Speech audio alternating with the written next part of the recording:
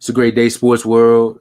What's up to all the sports lovers, haters, addicts, and fanatics out there? This is Larry Patterson coming to you for GT365. That's Game Time 365 Sports, live here on the GTSN. That's the Game Time Sports Network. And you're watching 32 teams in 32 days, the Pittsburgh Steelers edition. Uh, man, what can I say about this team? This whole franchise, since I've been in existence, they've been always in the mix. Um, Good defense, good run game. Not a lot of quarterbacks, not a lot of head coaches. Matter of fact, since I've been alive, and I mean Chuck Noll. Well, let's just start with Chuck Noll. Uh, Chuck Noll was head coach 1969 to 1991, and he had a record of 193 and 148. He was 16-8 in the playoffs. Uh, Bill Cowher came in '92 after being I think it was a defensive coordinator in Kansas City. Uh, he's a native from Pennsylvania. 149 and 90. That was his record in Pittsburgh, and he was 12-9 in the playoffs. And then you got Mike Tomlin, who took over right after him. So it's like they got this system where they just guys that's within the system, or that they know, and then like these coaches are there for a very long time. Like you don't really see a lot of changes within that organization as far as quarterback. Ben Roethlisberger been there almost 20 years. And then Mike Tomlin, who's been there for probably another 14, 15 years. So, and anytime you think about the Pittsburgh Steelers, man, they're always in the playoffs. Like I said, they're always in the mix. 6 Super Bowls. I want to say 8 or 9 appearances. Definitely a kudos to this organization. They are a class organization. They know how to do things the right way, a very different way. Everything coming down to the players that they draft.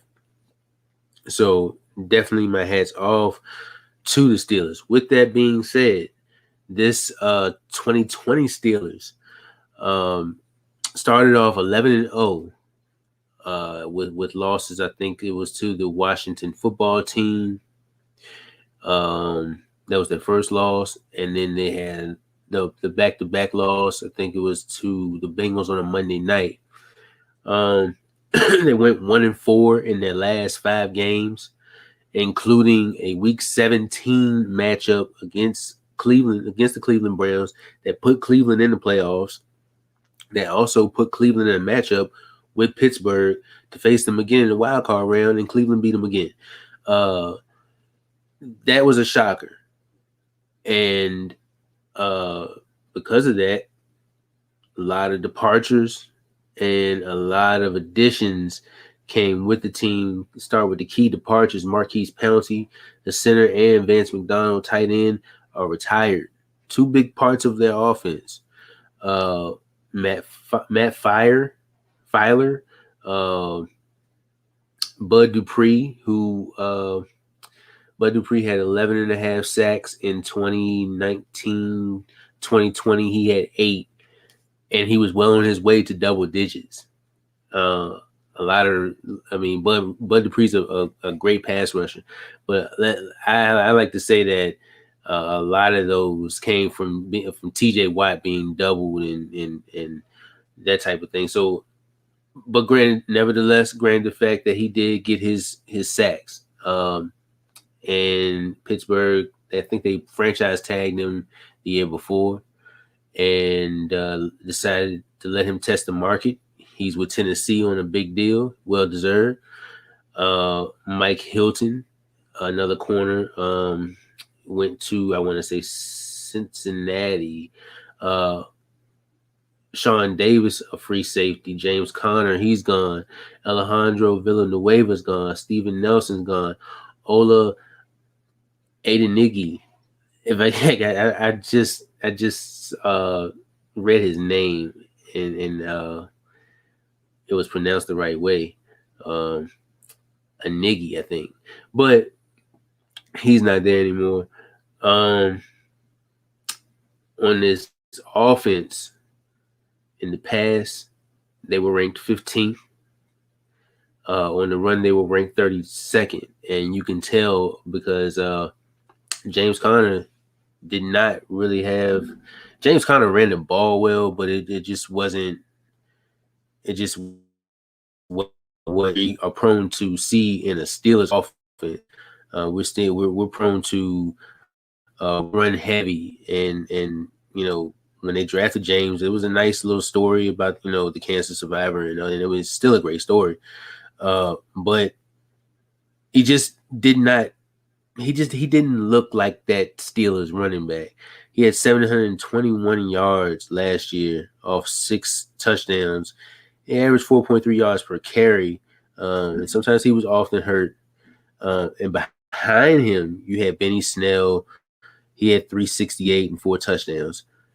Behind them, you had nobody else. So after the national championship game, there was this running back that they drafted, whatever number that they drafted out of Alabama. And I said they needed to go after that guy. And I think that organization is headed in the right direction with this running back and Najee Harris. I think he is going to be a force to be reckoned with once they get used to the first teams and everything else. I think that this team has some potential to still do what they do. I know a lot of experts or whatever are writing them off because you got Cleveland rising up to the challenge. You got Baltimore. A lot of people not looking at Cincinnati, but I think Cincinnati will be in the mix somewhere.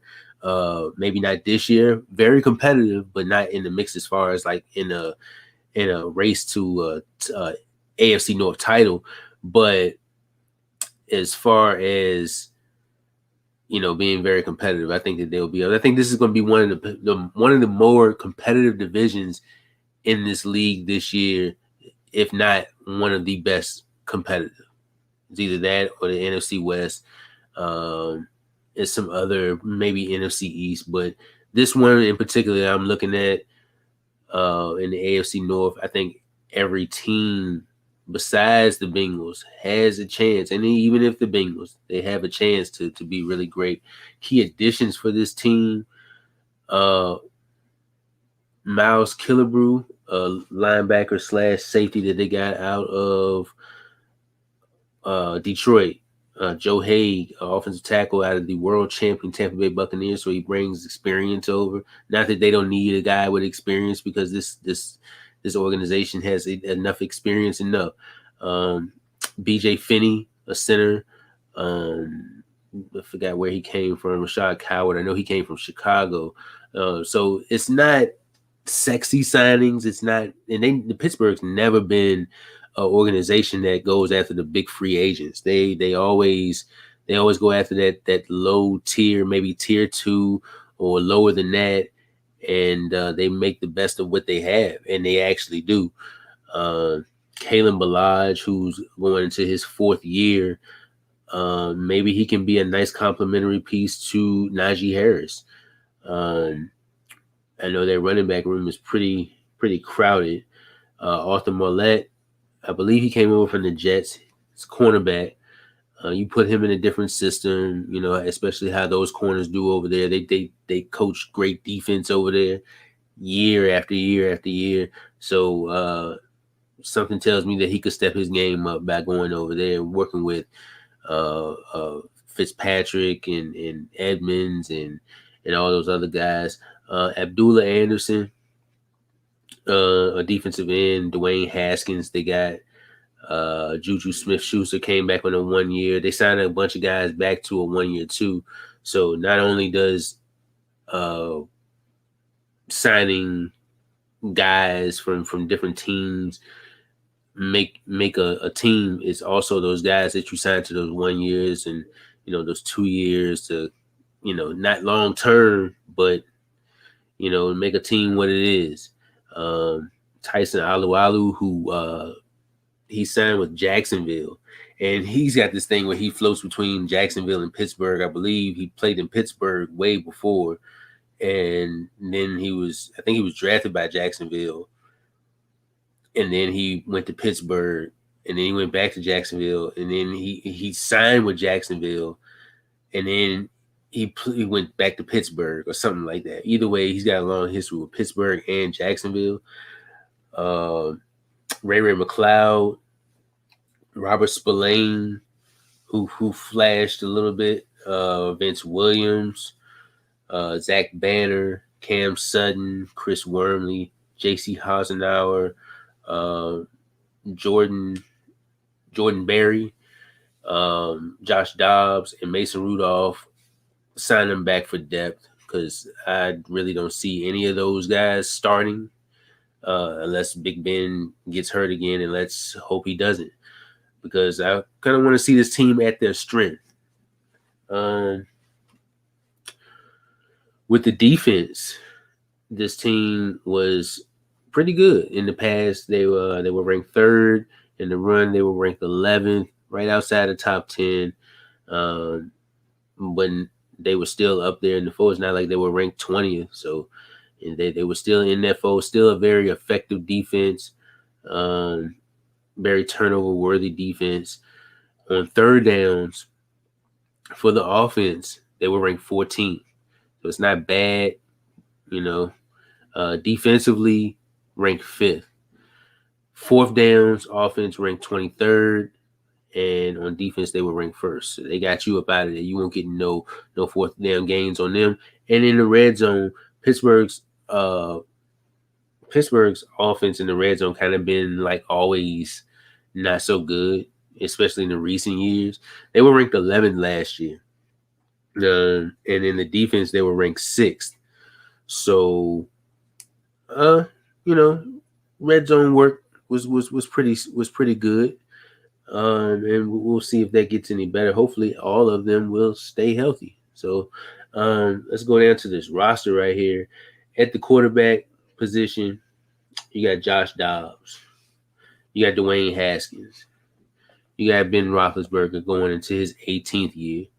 And you got Mason Rudolph. At the running back position, you got Kalen Ballage, Trey Edmonds, Najee Harris, who's, I'm just going to go ahead and say he's one of my players to watch for off this team. I think he will be a sensation to watch. Anthony McFarland Jr. going to his 2nd year. Jalen Samuels, Benny Snell Jr. going into his 3rd year. Tony Brooks, James, and Pete Guerrero, who was not too long signed with the team. Derek Watt going in at the fullback position. At the wide receiver position, Rico Bussey, he's a rookie. Chase Claypool. I had made I think it was a graphic about the 2nd year wide receivers, and of course Chase Claypool was drafted last year in the 2nd round. But I had guys like Jerry Jeudy, who else? Jalen Reagor, a couple other guys, Michael Pittman, guys that didn't really flash as a rookie. I didn't put Chase Claypool on that list because if you look at Claypool's numbers, he had, I don't know the exact number of catches, but I do know it was 890 something yards, 800 ran that neighborhood, and he had 9 touchdowns. So to me, in the early part of the year, he had already blossomed. He already became not to say a household name or nothing like that, but he had already kind of like, hey, I'm here. Did not accumulate more yards than Deontay Spencer, but definitely I think it was more than Juju, but he didn't need to be on that 2nd receivers list because of the way he already flashed as a rookie, and especially going through a COVID year. Going through the targets, Deontay Johnson was on 144 targets, and this is what I mean. 144 targets. He had 88 catches, 923 yards, and 7 touchdowns. Juju, 128 targets, 97 receptions, 831 yards, 9 touchdowns. And Chase Claypool, 109 targets, 62 receptions, 873 yards, and 9 touchdowns. They better hope and pray that neither one of those guys goes out for injury, because with James Washington after that, it just ain't really gonna cut it. I do want to say something about Deontay Johnson. He had 13 drop passes last year, so might want to fix that. I think he's gonna do pretty good. I'm just gonna go ahead and give it away. Najee Harris and Deontay Johnson are my 2 offensive guys to watch for in this offense this season. I think they're gonna do very dynamic. Ray McLeod going to his 4th year. Matthew Sexton is a rookie. Tyler Simmons, Juju going into his 5th year. Juju had offers from Kansas City. I believe he had offers from Baltimore, multi-year deals. He wanted to bet on himself because he was a free agent himself, looking for a big deal. He decided to bet on himself, came back to Pittsburgh on a 1 year, and hopefully he'll thrive in this system. He'll thrive this year. He'll do what he has to do. James Washington going to his 4th year, and then Cody White. That wraps up the wide receiver room. Tight end position, Eric Ebron going to his 8th year. Marcus Baugh going into his 3rd year. Zach Gentry, 3rd year. Kevin Rader going into his, I think, 2nd year. And then rookie out of Penn State, Pat Freiermuth, who gives me vintage Heath Miller vibes with the blocking and the run support, with the pass catching ability, the route running, the go routes, just the ability to catch in traffic. He definitely gives me Heath Miller vibes, and that's one of the reasons why I say this team is kind of headed in the right direction. And remember, Pittsburgh does something else pretty well, and that's drafting wide receivers, whether that's undrafted, whether that's late round drafting, whether that's early drafting. They do a great job at drafting wide receivers, off-ball wide receivers that do awesome job without the ball. That includes the blocking, that includes the setting the picks, just whatever, the dirty work. Remember Hines Ward used to be that receiver that just take a defender off with his shoulder, and that's one of those receivers. Those are always the receivers that they always use. You know what I'm saying? They always seem to nail those type of guys in the draft, or whether it be if they even bring in a free agent, but they always seem to find those right guys to do them well. In the offensive line, B.J. Finney going to his 6th year. Kendrick Green, who's a rookie. J.C. Hassenauer going to his 2nd year. Kevin Dotson going to his 2nd year. Trey Turner, who going to his 8th year. Malcolm Prigion, Avante Collins, Rashad Coward, Chaz Green, Joe Haig coming over from the Buccaneers, John LeGlue, Dan Moore, who's been, from what I hear, he's been pretty good in camp, and I think he had a pretty good game against the Eagles on, I want to say, Thursday night. And then Chukwuma Okorafor going into his 4th year. So even though they got rid of a lot of guys on the offensive line, and a lot of people were making jokes about, where the line's not going to be worth a damn. But I think, it doesn't have to be perfect. It doesn't have to be sexy. It just has to work. And I think it will.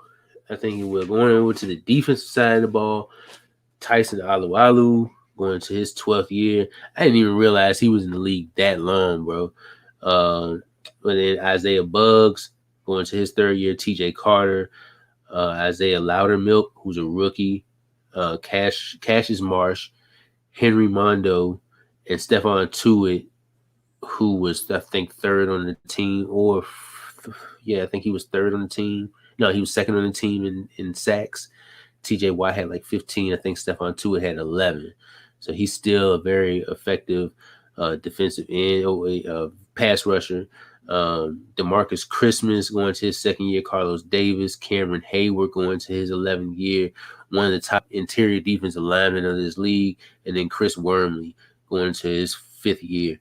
Linebackers, Calvin Bandage going to his rookie year. Marcus Allen, Devin Bush, I think he was injured last year, but he's back now. Coverage skills be a little better, and hopefully he can be a little better.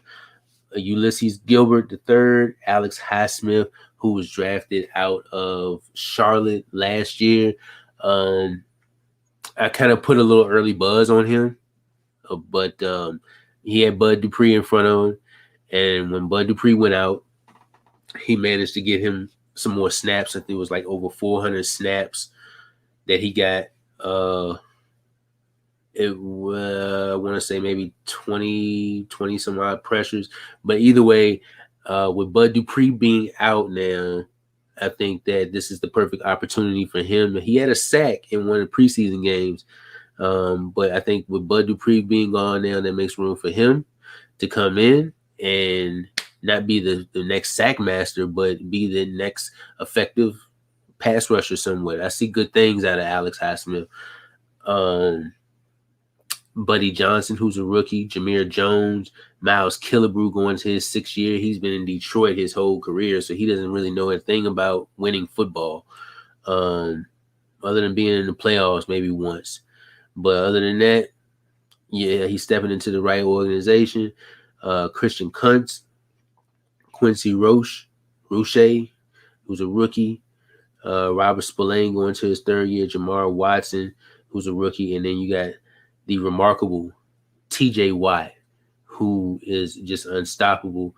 And another acquisition, Melvin Ingram. They got Melvin Ingram, who was an effective pass rusher in his prime.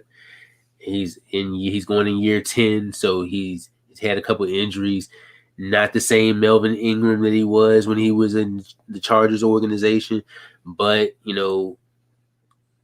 depending on the snap counts, his ability could help disrupt some things within the defense.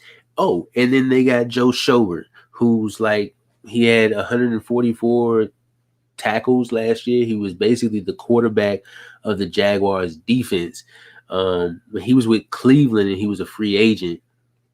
He had an opportunity to sign anywhere else, but he decided to sign with Jacksonville. And it's not like he wanted to leave Jacksonville. He actually wanted to stay. I think Jacksonville's kind of brewing some things down there. But he decided to go down to Jacksonville. He played the season and he was still happy. And then he got the call and said, out of the blue, that he was traded to Pittsburgh. And what better place to go than Pittsburgh, where you can be an anchor of a defense and take this defense not to new heights in them, because they've been there, but even better, a tackle that's all across the field on every play. He had 4 interceptions last year, so he can definitely go after the ball. Man, that was a big trade for Pittsburgh, and that was one I'm happy for them getting. They needed that. Going to the safeties and the corners. DeMarcus Acey, Shakur Brown going into his rookie year. Lafayette Pitts, Mark Gilbert, who's a rookie. Don't know how these rookies can be. Joe Hayden going to year number 12.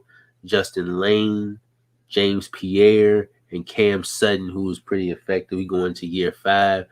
The cornerback room is not really all that sexy on paper. Pause. But all depending on the pressure up front can make it a whole lot better. It can definitely make the cornerbacks look a lot better when their pass rush up front is pretty spotless, especially with Mr. 15 sacks TJ Watt up front. The safety position, Antoine Brooks Jr., Terrell Edmonds going to his 4th year. Minka Fitzpatrick also going to his 4th year. Arthur Millette coming over from the Jets. Trey Norwood, Donovan Steiner, who's a rookie, and Lamont Wade, who's also a rookie. I read something on Chris Boswell, who's the kicker of the Pittsburgh Steelers. My man was 5 for 5 inside the 20, 6 inside the 30. He was 7 for 8 inside the 40. He was 1 for 1, just kicked 150 plus. But all in all, 19 out of 20, a 95 scoring percentage in the field goals. and he was 89.5 from extra points, 34 or 38. So I'm not even gonna get on him about the extra points, but I mean, as far as your field goals, I mean that's pretty good, pretty damn good, 95 percentage. Jordan Berry, who's a punter going to his 7th year, and they also got Presley Harvin the third, who's a rookie. So yeah, uh, the first 5 games for this team is pretty tough. They got a tough schedule. I just want to say they are at the Bills.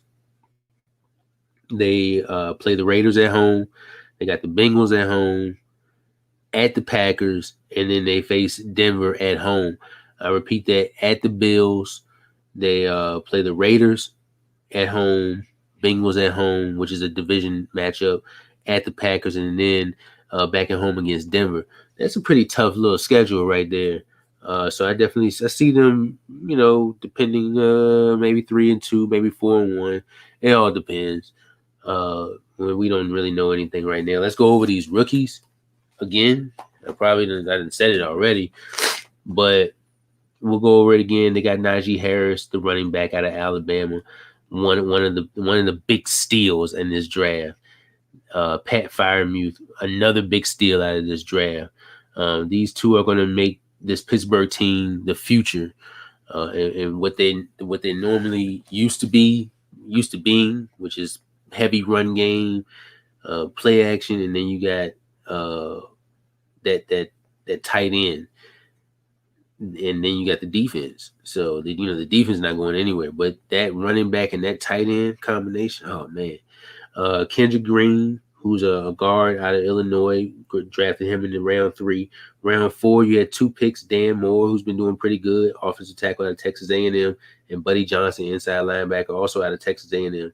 Round 5, Isaiah Loudermilk, a defensive tackle out of Wisconsin. Round 6, Quincy Roche, linebacker out of Miami. Trey Norwood, a corner out of Oklahoma, and then Presley Harvin, who's a punter, got him out of Georgia Tech in round 7. So that is your draft class. That is your roster. That is your Pittsburgh Steelers breakdown. The 2020 AFC North champs. What do you think the Steelers going to do this year? Like, comment, share, whatever. This is Larry Patterson for GT365. That's Game Time 365 Sports. Live here on the GTSN. That's the Game Time Sports Network.